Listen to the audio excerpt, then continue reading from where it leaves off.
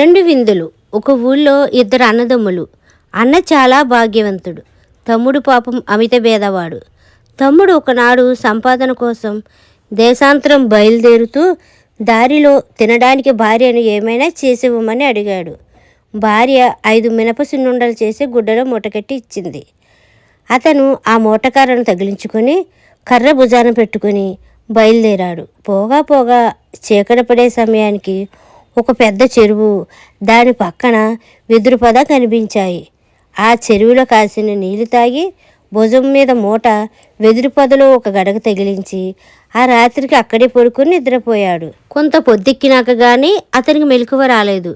తీరా అతను లేచేసరికి రాత్రి మంచుకు తడిసి వంగి ఉండిన వెదురుగడ ఎండకు పైకి లేచి నిలబడింది. దానితోపాటు అతని మినప సున్నుండల మూట కూడా పైకి వెళ్ళింది. మళ్ళీ సాయంత్రకాలం అయితే గాని మూట కిందకి రాలేదని గ్రహించి అతని ఆకలితోటే మళ్ళీ నిద్రపోయాడు. ఈ సమయంలో ఆకాశంలో తిరుగుతున్న 5 గంధర్వులకు మినప సున్నుల వాసన తగిలింది. వెదురుగడకు వేలాడి మూట చూశారు. దాన్ని విప్పి అందులో ఉన్న 5 సున్నుండలు 5గురు తిన్నారు. చెరువు గొట్టున నిద్రపోయే మనిషిని చూసి అతని భేదస్థితికి జాలిపడి సున్ను ఉండలకు బదులు ఒక చిన్న పెట్టెను ఆ మూటలో ఉంచి గంధర్వులు వెళ్ళిపోయారు.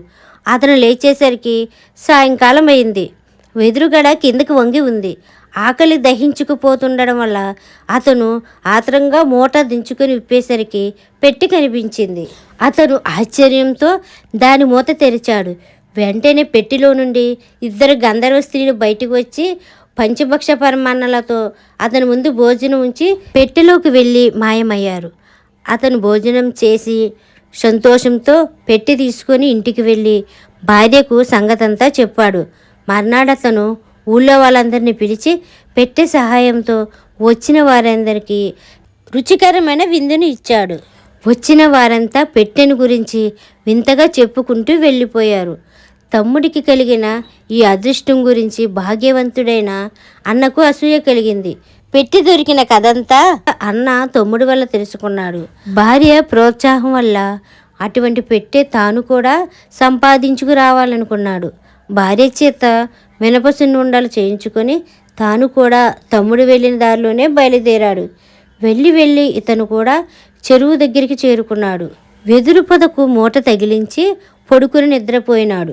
ఎప్పటిలాగే 5 గంధర్వులు అటుగా వెళుతూ సున్నుండల వాసన పసిగట్టి మూట విప్పి చూశారు. ఒకసారి పెట్టి ఇస్తే తృప్తి చెందక వీడు మళ్ళీ వచ్చాడు, చాలా ఆశాపాతకుడిగా ఉన్నాడే అనుకున్నారు. మినప సున్నుండలు తిని వాటికి బదులు మరొక పెట్టి వెళ్ళిపోయినారు. మర్నాడు సాయంకాలం వెదురు కిందికి వంగగానే అన్న మూట విప్పి చూసుకున్నాడు. ఆ మూటలో పెట్టి ఉంది. తన పని నెరవేరింది కదా అనే సంతోషంతో పెట్టితో సహా ఇంటికి వచ్చి భార్యకు చూపించాడు. వారి ఆనందానికి మేరలేదు. మరుసటి రోజున అన్న కూడా ఊళ్ళో వాళ్ళందరినీ విందుకు పిలిచాడు. అందరూ వచ్చి బంతులు తీరి కూర్చున్నారు. అన్న జాగ్రత్తగా పెట్టి మూత తెరిచాడు. తెరిచేసరికి అందులో నుంచి అతిథికి 2 మంగళి పొదలతో సహా బయటికి వచ్చారు. ప్రతి అతిథిని ఒక మంగళి గట్టిగా పట్టుకుంటే రెండో మంగళి తలనున్నగా కొరికాడు. కొద్దిసేపట్లోనే అందరి తలలు బోడిగుండ్లు అయినాయి. తర్వాత మంగళవారంతా పెట్టిలోకి తిరిగి వచ్చి మాయమయ్యారు. ఆ రోజు ఆ ఊళ్ళో అన్నను తిట్టని వాళ్ళు లేరు. అతను ఆలస్యం చేయకుండా తనకు దొరికిన పెట్టెను సముద్రంలో పారేయించి తన అత్యాశకు తగిన ప్రాయశ్చిత్తం జరిగిందని తెలుసుకున్నాడు. ఈ కథ కనుక మీకు నచ్చినట్లయితే like, share, subscribe to Durgapriya official. Thanks for watching.